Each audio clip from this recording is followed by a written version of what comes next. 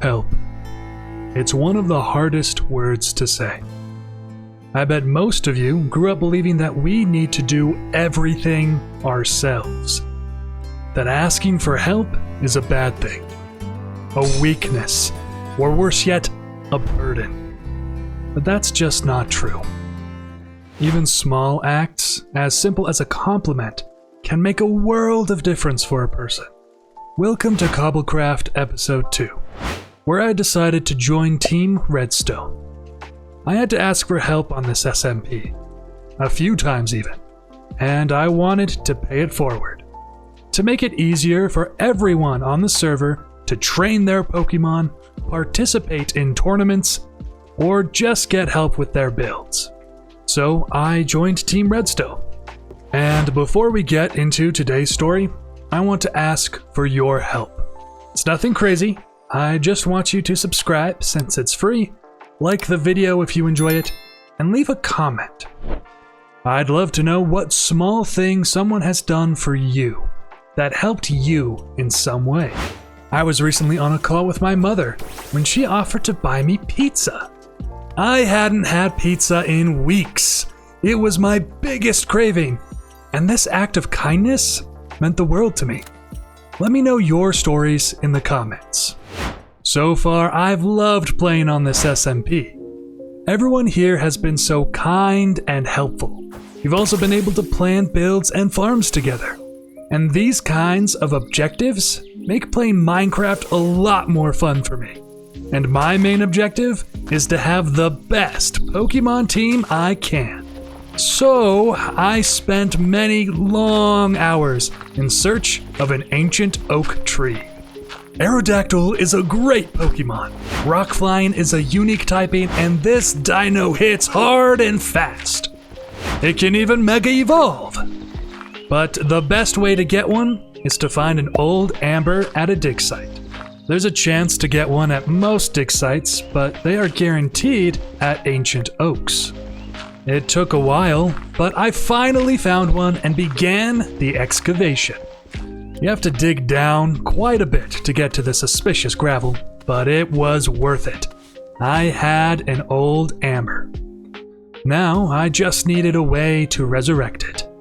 In Cobblemon, you can craft 3 items that combine into a machine that can resurrect fossils: a data monitor, a fossil analyzer, and a restoration tank. My ship doesn't have a ton of space, so I decided to build a lab on a floating island. I was inspired by some of the observatory structures that exist on the server. You can find them in jungle biomes where they are made of jungle planks, mud bricks, and copper.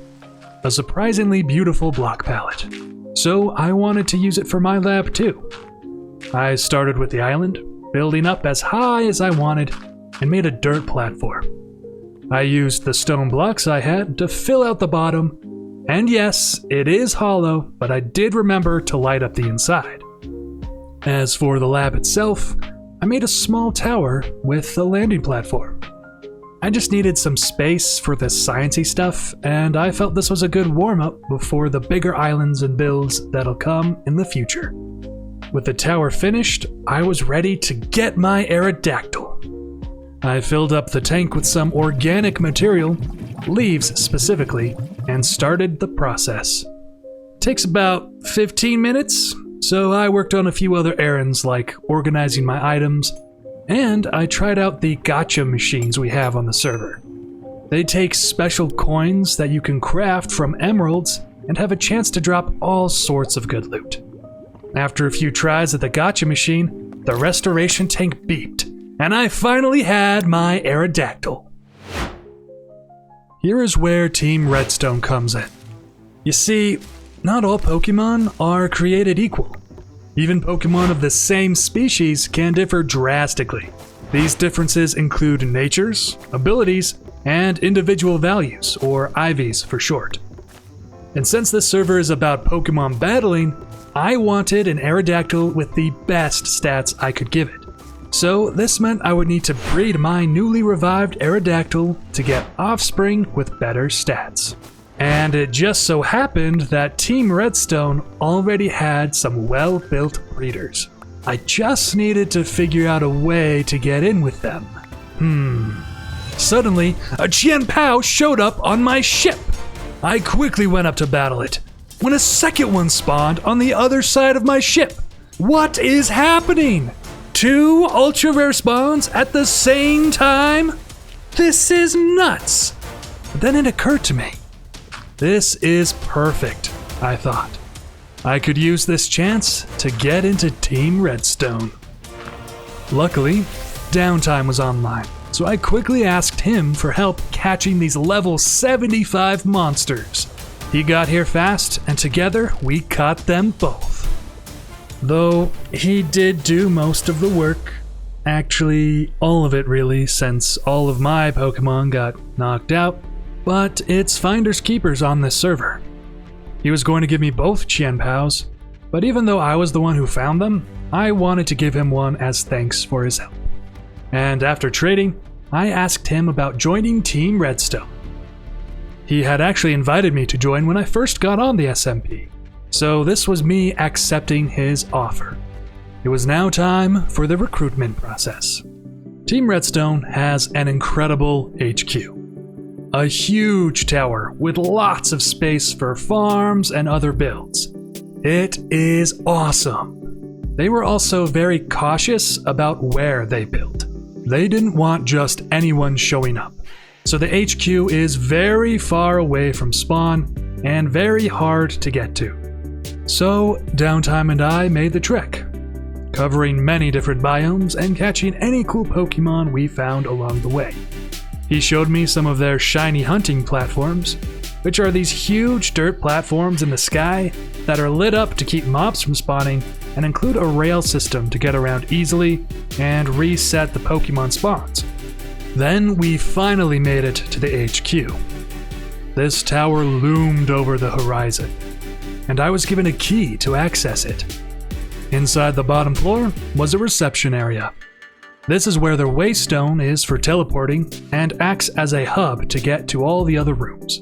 Each member gets their own floor to use and decorate as they please. Some of the rooms were themed after gym typings. Others were kinda weird, and some were just filled with cool things. I was given the 7th floor. This was the room with the highest ceiling, which was perfect, since I wanted to make a flying themed room here. Alas, that will have to wait. I wanted to start breeding my Aerodactyl right away. Downtime showed me to the breeders. There were already Dittos, a Pokemon that can breed with any other Pokemon, set up in each station. He gave me 2 I could use, and the process began. Pokemon breeding can be a long and tedious venture. You have to wait for eggs to spawn, then you have to wait for them to hatch, and then you check the Pokemon stats and decide if you want to keep them or not. I won't bore you with the whole process, but as I was writing the script for this video, I managed to get a shiny Aerodactyl from an egg. Its stats aren't perfect, but they were exactly what I wanted. It had good speed, good attack, and really good defense and special defense. This thing will shred opponents in battle, especially since I can now Mega Evolve it after I was able to craft a Keystone and a Megastone for it. I wouldn't have been able to do this without Team Redstone's help. They gave me the materials to craft both the Keystone and the Megastone, and their breeders were key in getting my new Aerodactyl. Now, I was a part of Team Redstone. I could help them and others as we all try to make the ultimate teams for our gyms. Now that I have my Aerodactyl, let's get to decorating. I am no interior designer. I'm not even a very good builder. I play Minecraft mostly for the adventure and the discovery, but I wanted to do something unique and creative. This room had to look nice.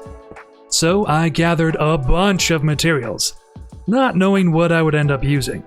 Though I did make sure to get a lot of wool for the floor. I have no idea why, but my downstairs neighbor, Nobody, filled his room with skulk sensors and shriekers. This would be annoying if I had to hear the shrieker every time I opened something or just walked around. So I dug out the floor and added the wool. No more shrieking. I really like dark oak, so I used planks for the floor. Then I had an idea for the ceiling. Since I'm the flying type user, I thought making the ceiling look like the sky would be super cool. I made a bunch of cyan and light blue concrete and used snow blocks for the clouds since I had a bunch of them at my base. As I built, another idea occurred to me. With all this space, I could have an aviary. I've got tons of birds in my PC, and it would be neat to see them roam around above my office. For this, I would need two things. Glass so I can see into the aviary, and a pasture block to let my Pokémon roam around. I also made a few jungle trees to decorate the room a bit, and this was looking great. I added a few more details like a chair and a desk, a pot, some shelves, and a closet. I also decorated my warp tile spot with some tough bricks and some paintings. Everything really came together, and now I have the perfect flying type office in the Team Redstone HQ. I am very grateful for the help my fellow Team Redstone members have given me. It would have taken me much longer to get set up, to build a base, to catch Pokemon, and just start playing on this server. But thanks to their generosity, I was able to get started really quick. And now, I'm a part of Team Redstone too. I've already been able to help my team gather materials and items to prep their Pokemon for the battles to come, and I hope to do so for everyone else on the server. With that, thank you for watching.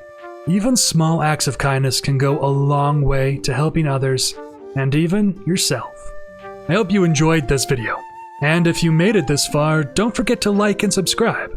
That would help me out a ton. Until next time, may your strikes be swift, your crits be true, and your typing ever strong. Farewell.